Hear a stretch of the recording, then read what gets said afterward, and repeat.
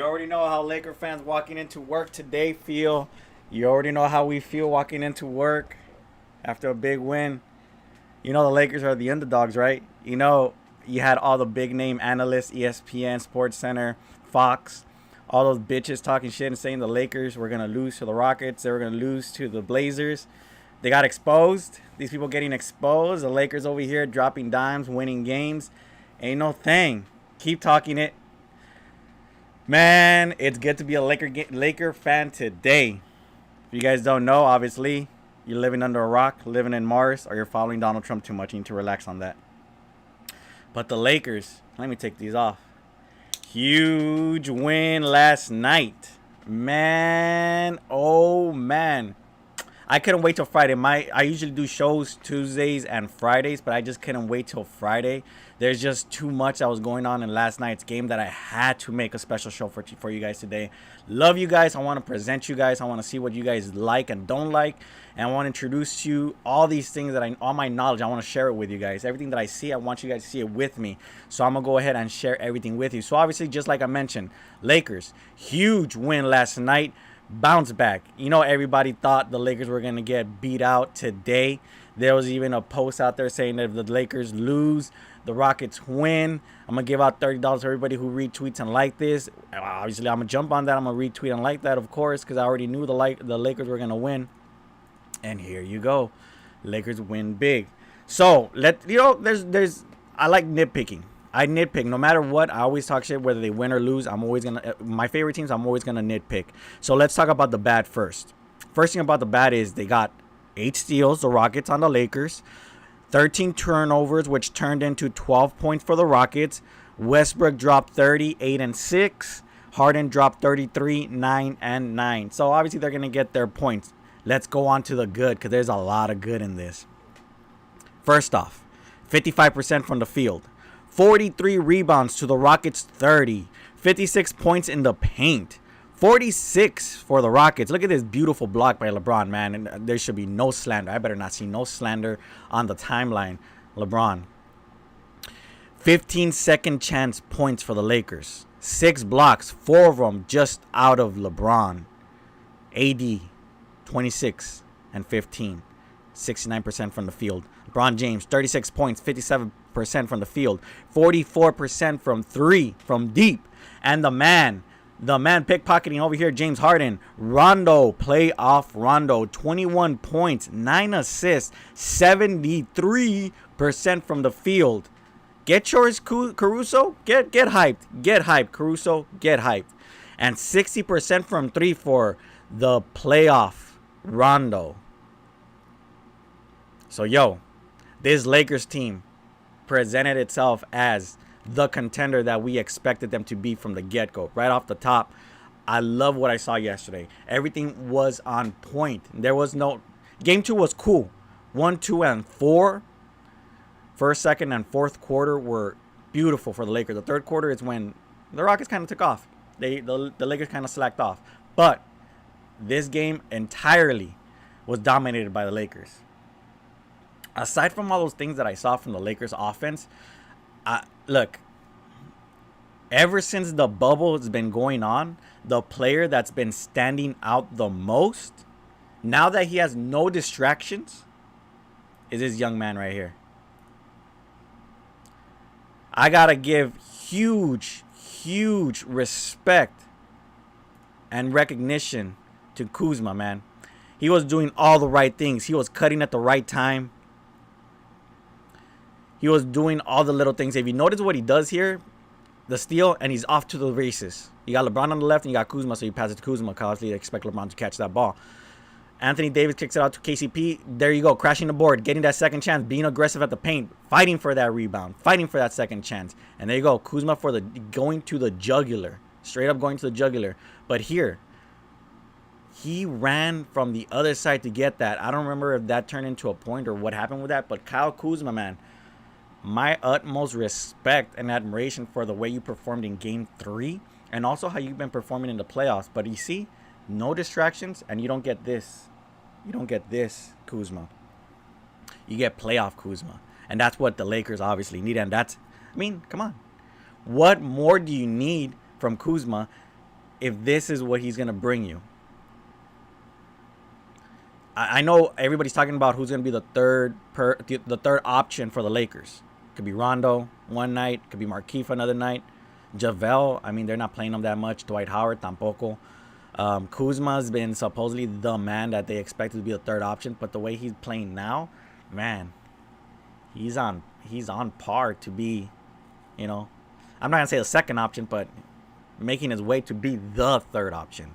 And man, Kyle Kuzma, man, he's woken up in this playoff season, or in this playoff, that makes me now not regret giving up Ingram.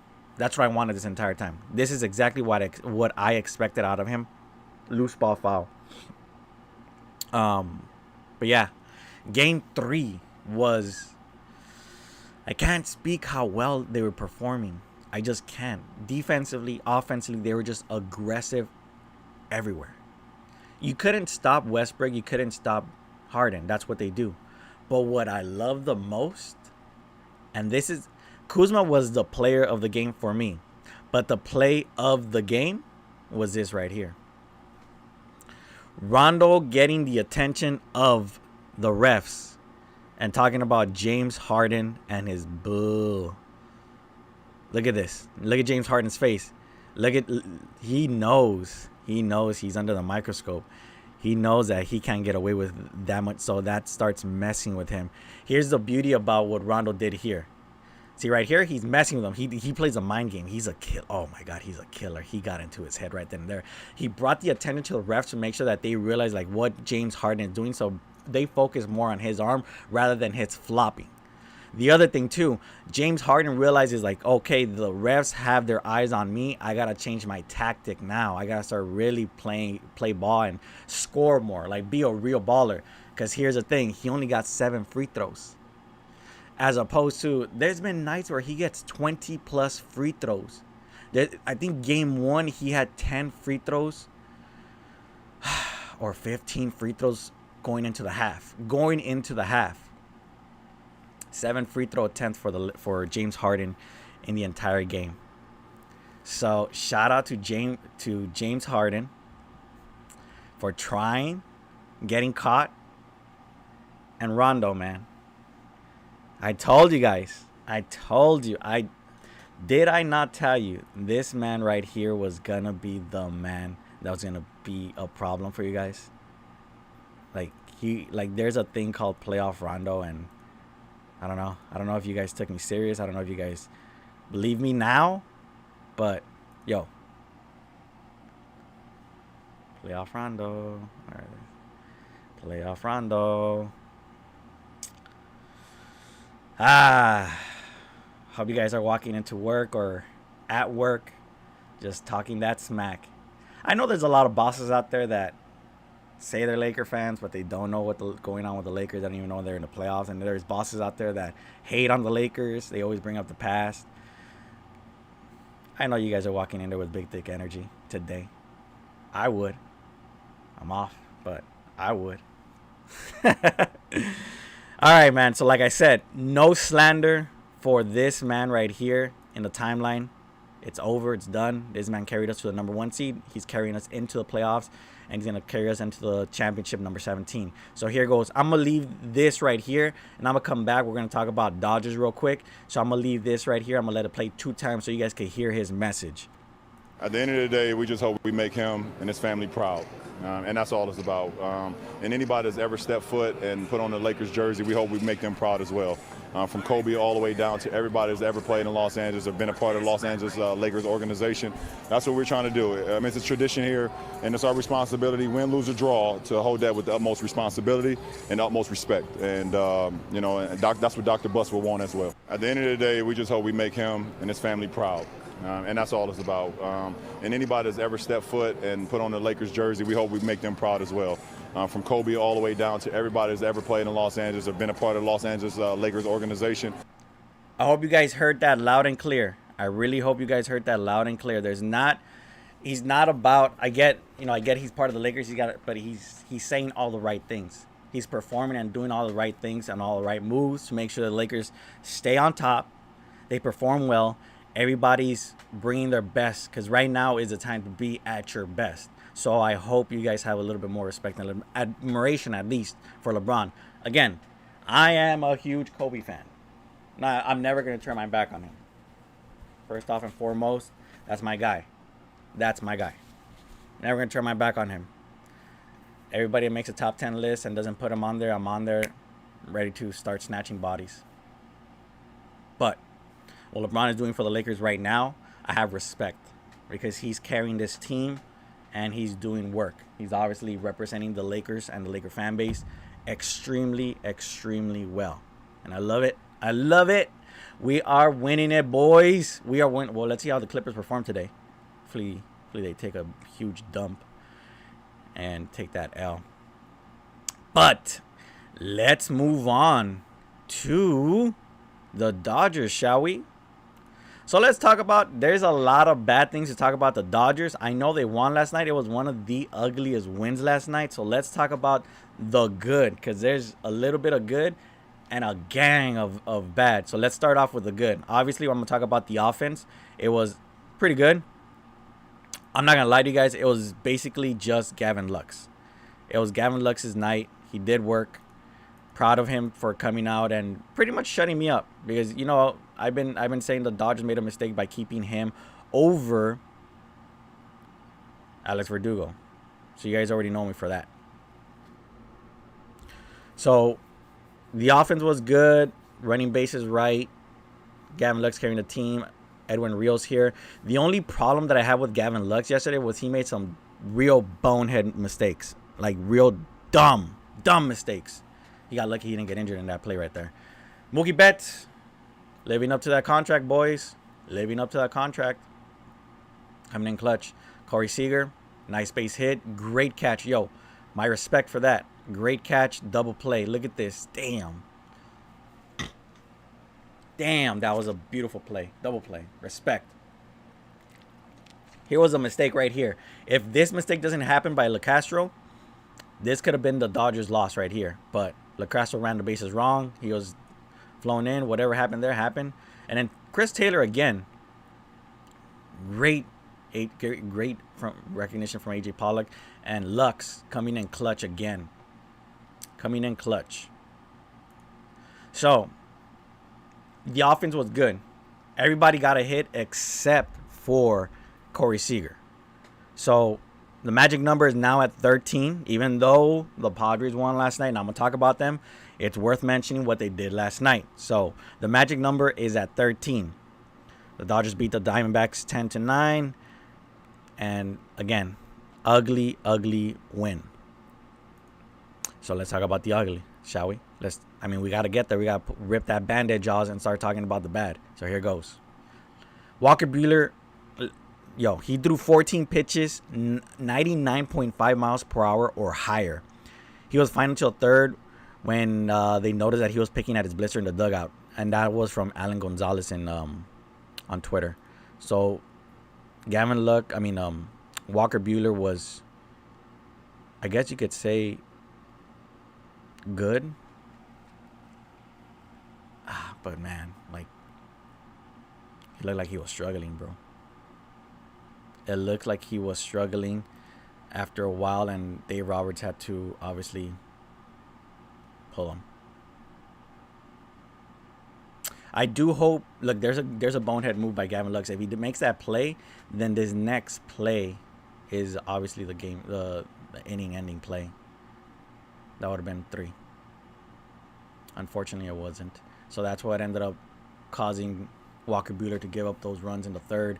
So bonehead mistakes by Gavin Lux, even though he practically won the game by himself. There was some bonehead mistakes by him.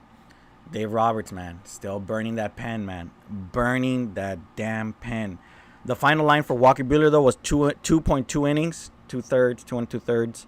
4 hits allowed, 2 earned runs. 5 of them were runs that were total earned because obviously Gavin Lux gave up the error, and 2 strikeouts. So it wasn't a pretty sight for Walker Buehler last night. So, come on, bounce back next time it comes around. And like I mentioned, the pen, Dave Roberts is burning the hell out of it. He brought out 6 pitchers in this game. Victor Gonzalez, 1 inning, 2 strikeouts. Dylan Floro, 1 inning, 1 hit, 2 strikeouts. Adam Kolarek, 1 hit, 1 earned run, 1 strike. Yeah, right here. Gavin Lux again with a mistake. Kolarek got out of it without much damage, but still, Gavin Lux, man, he's got to work on his defense. Alex Wood, well, he brought in Blake Training for 1 inning, nothing, no hits, no runs, no strikeouts. But Alex Wood, 1 inning, 1 1/3 inning, 1 hit, 1 strikeout. And then Jensen, 2-run home run for 1 1/3 inning, brought him off for 4 outs. Turned out to be a long 9th inning. Then it turned into extra innings. 3 hits, 2 earned runs, 1 strikeout. So I'm not going to say that I'm entirely worried about Kenley Jensen yet, because he's been pretty good given his time with the Dodgers, given his age, given, the miles on that arm. But Dave Roberts, bro, stop with this. 6 pitchers. I get Walker Buehler had a bad night, but right off the bat, you should have left Victor Gonzalez out there for 2 innings. You should have let Floro for another 2, and then go to Alex Wood or Jensen.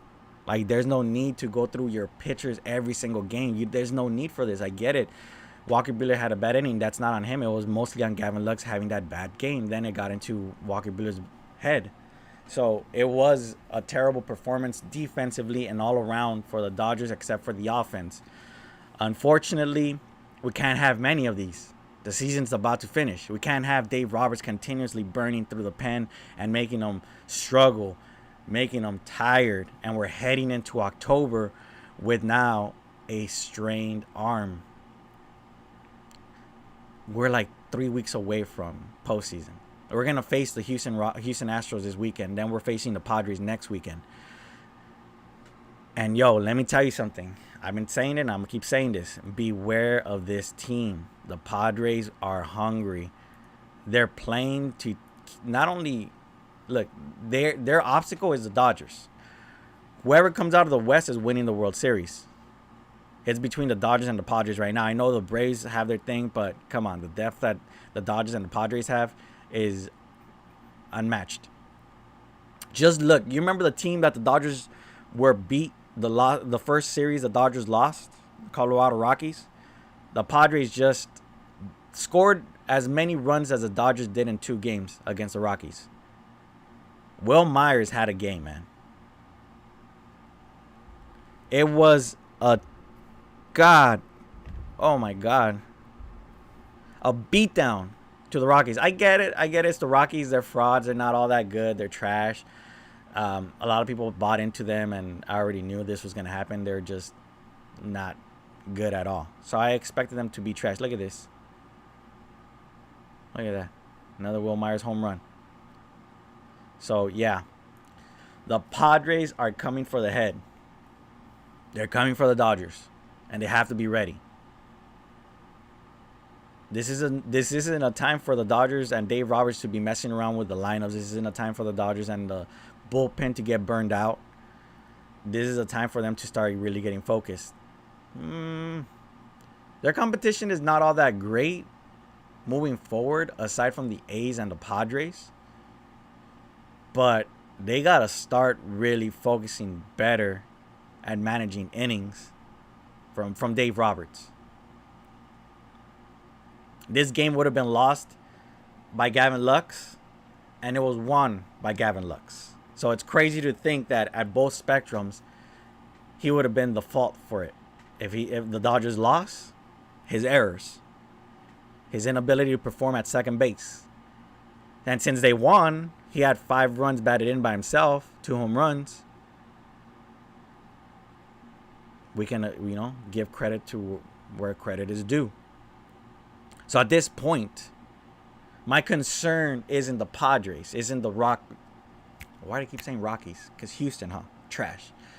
The Astros or the A's or the Braves or the Yankees anymore. The Yankees they just fell off. All those injuries just decimated them and it hit into their depth, and obviously they can't keep up. So Out of the American League, maybe the Tampa Bay Rays, maybe the Blue Jays, maybe the Twins.